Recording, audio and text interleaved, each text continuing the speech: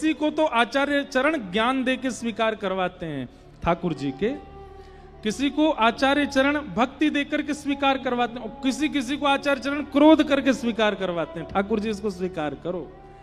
ये बात निश्चित है कि आचार्य चरण शरण जिसने ग्रहण करी उसको ठाकुर जी अस्वीकार करेंगे, ऐसा हो ही नहीं सकता। आचार्य चरण सबके लिए अलग अलग, किसी को खीर पवाते हैं, किसी को पूड़ी पवाते हैं, कोई तो कहें तू अचार में ही रहे, आचार्य पा।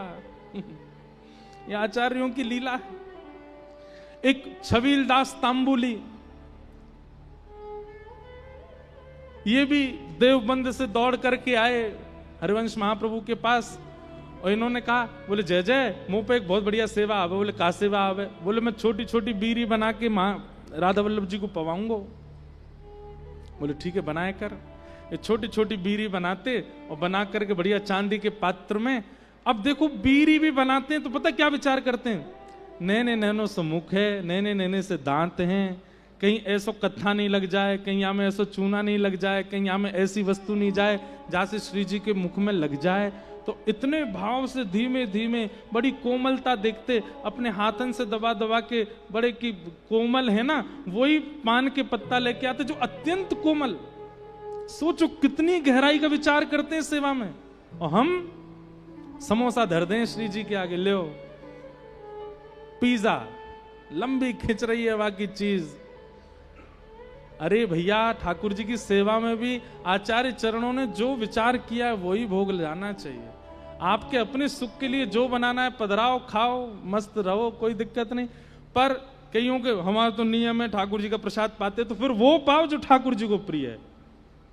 खुद की इच्छा हो रही कचौड़ी खावे की तो ठाकुर जी को पधरा रहे। अरे कचौड़ी भी ऐसी हो, बिल्कुल सामान्य सी, ऐसी कि श्री जी पावे तो उनको जरा भी श्रम नहीं हो। कितना विचार करते हैं आचार्य चरण।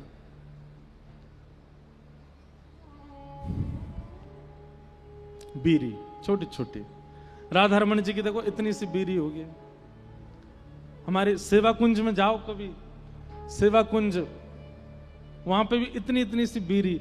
उन बीरी को पाओगे ना आप तो वो मुख में जाकर के ऐसी हो जाती है, उससे भक्ति वर्धन ही होगा। कभी आपका कोई और भाव उत्पन्न नहीं हो सकता उससे, क्योंकि वो बनाई इसी भाव से जाती है।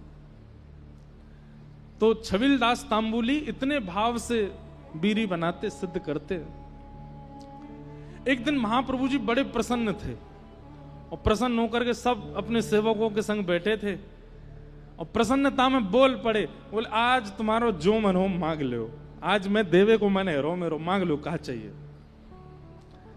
कोई कह रहा हो, बोले जय जय मुकु जय दे दो, जय जय मुकु ठाकुर जी की पीताम्बरी दे दो, जय जय मुकु ठाकुर जी को चंदन दे दो, जय जय मुकु मुकुट दे दो, ये दे दो, माला दे दो, सब मांग रहे हैं। किसी ने रत्न मांगे, किसी ने आभूषण मांगे, महाप्रभु जी सबको दे रहे हैं। दूर बैठा तांबुली छबील दास,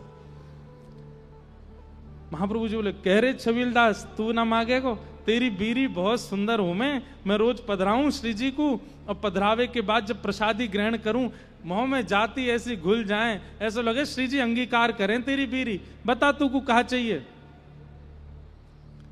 छबील दास समीप गयो, जय जय जे सबरे बात करें, कहा कि पर्दा के पीछे राधा वल्लभ जी कूद जाएं और कूद के आपकी गोद में आके बैठ जाएं, और आपकी दाढ़ी पकड़ें, आपके गालन ने ऐसे पकड़ें, आपके कानन ने स्पर्श करें, आपकी पाग के संग खेलें। जय जय जी बात सच्ची है। और साधारण बोला सा बेचारा छबील दास, जय जय राधा वल्लभ जी आपकी गोद में कूद जाते हैं, आपकी गोद में बैठ जाते हैं। हमने सुनिए आप ये प्रसाद को थाल भीतर लेके जाओ, पर्दा लगाते ही राधा वल्लभ जी गोद में आके बैठ जाओ, फिर आपके हाथ से पामे। महाप्रभु जी कुछ बोले नहीं, मुस्कुराते रहे। जय जय, वैसे तो ये बात सत्य ही होगी, पर अगर यहां में सत्यता है, एक बार उनसे कह दो मेरी गोदी में भी कूद के बैठ जाएं काऊ देना मेरी गोदी में वो आ जाए, कभी मेरी गोदी में वो पौड़ जाए, मैं अपने हाथन से उनको कछु पवाऊं।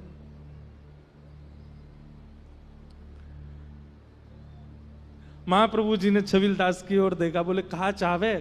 बोले बीरी बनाते बनाते मेरे अंगूठा छिल गए, एक बीरी अपने हाथन से पवा दूं बस, और जे मुंह खोल के वाकू गप से खा जाए बस, वही मैं प्राण त्याग दूंगा अपने, वाह के बाद मुझको कछु नहीं चाहिए। महाप्रभु जी हंसने लगे, अपनी सामग्री सब समेटने लगे। वो जय जय कृपा कर दो ना, तो महाप्रभु जी बोले उनके स्वरूप को सहलेगो तू, उनकी रूप माधुरी को सहलेगो। तो जय जय आपकी शरणागति काई को लई है फिर हमने, जब ये भी हमको ही करना हो तो फिर आपकी शरण में काई कुमाए हम, वो बल तो आप प्रदान करोगे, ये बल तो आप दोगे, उनको तेज देखवे कि हमारे नेत्रन में सामर्थ्य नहीं, फिर आप काई को बैठे हो हमारे ऊपर। आहा, ये बात सुनकर के महाप्रभु जी बड़े प्रसन्न हो गए और सिर पर हाथ धर के बोली कृपा होएगी तो पे, और ऐसा कह के महाप्रभु जी जमुना जी चले गए। अब तो छबील दास बस नेत्र बंद करके कब होएगी कब होएगी कब होएगी, और बीड़ी बनावे बैठ गया।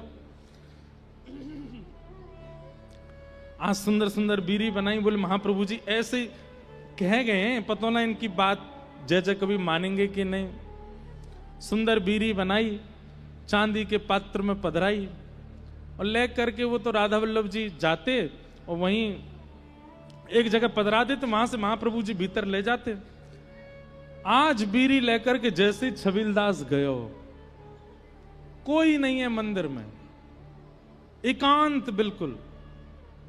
भीतर प्रवेश करे, आवाज कर रो, अरे कोई है यहाँ पे, अरे नरवाहन, ओ भैया नाहरमल कोई है यहाँ पे। और जो सब थे सबके नाम बोले, धीमे धीमे भीतर प्रवेश कर तो जाए। तभी माने जैसे ही राधा वल्लभ जी की ओर देखी तो कपाट खुले हुए हैं, लेकिन सिंहासन पर ठाकुर जी नहीं है।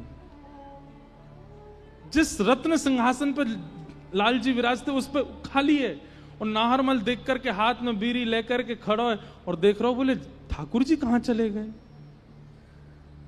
और जैसे ही माने पीछे मुड़ करके देखी, आहा, श्री साक्षात राधा वल्लभ लाल जी सचल रूप से खड़े हैं, प्रिया जी की गले में गलवैया डाल करके, और बड़े मधुर नेत्रन से छबील दास तांबुली को देख रहे हैं। किशोरी जी ठाकुर जी देखें, फिर छबीलदास को देखें, ठाकुर जी किशोरी जी को देखें, छबीलदास को देखें, वाके तो हाथ कांपन लगे, हाथन से पात्र। ठाकुर जी बोले अरे जाकू संभाल ले, अब ही तो बड़ो कह रहो कि जय जय आप ऊपर बैठे हो, आप ऊपर बैठे हो तो सामर्थ्य दोगे, अब कोई सामर्थ्य ना है, कैसे कांप रहो है। नेत्र बंद करके तुरंत महाप्रभु जी का स्मरण करता है नाहर छबीलदास, और तुरंत जैसे ही महाप्रभु जी का स्मरण करता है, स्तब्ध, उसके कंपन जो था वो खत्म हो जाता है, संभल जाता है।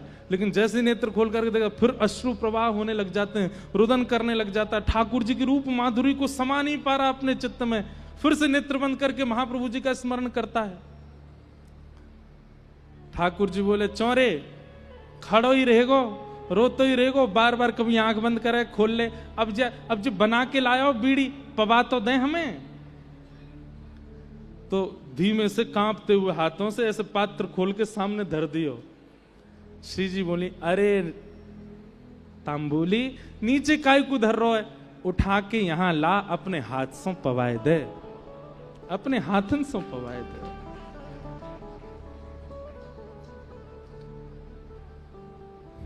समीप गया, हाथ कांप रहे हैं उसके, देख नहीं पा रहा, नेत्रों से इतने अश्रु आ रहे हैं कि धुंधला धुंधला हो रहा है। ठाकुर जी उसको दिख नहीं रहे हैं। कभी ठाकुर जी की नाक में हाथ धर दे, कभी गाल पे हाथ धरे। ठाकुर जी ने कही अरे तांबुली कहा करे, श्री जी बोली रुको, हाथ पकड़ करके जैसे पवाने लगे, ठाकुर जी अरे नहीं, पहले प्रसादी तो कर दे, पहले श्री जी को पवा, और श्री जी या को आधो ही पहियो, फिर मैं पाऊंगो। नाहरमल ये सब सहन नहीं कर पा रहा, ये सब उसकी सोच से परे की स्थिति हो रही है।